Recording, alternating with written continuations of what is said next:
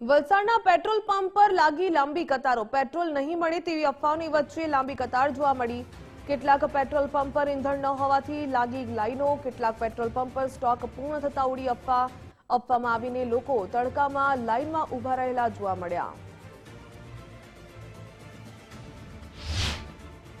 તકલીફમાં તો કેવું 1 કલાકથી ઊભા છે, માથા પર તડકો છે, કોઈ પાણીની વ્યવસ્થા કરવી જોઈએ। અને આ અફવાઓ જ છે મારા હિસાબે।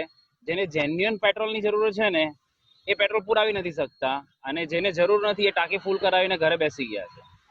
એટલે સરકારને નિવેદન और પેટ્રોલ પંપના માલિકને નિવેદન કે ભાઈ અફવાઓથી દૂર રહે એવા વિડીયો બનાવીને તમારા થકી કંઈક પ્રેસમાં આપો તો લાઈન થોડી ઈઝી થઈ જાય અને સારું રહે બધા જનતાને।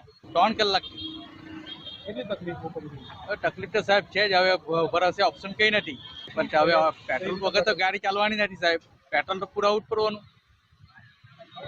હા, તકલીફ ઘણી છે, પણ હવે તે એડજસ્ટ કરવું પડે।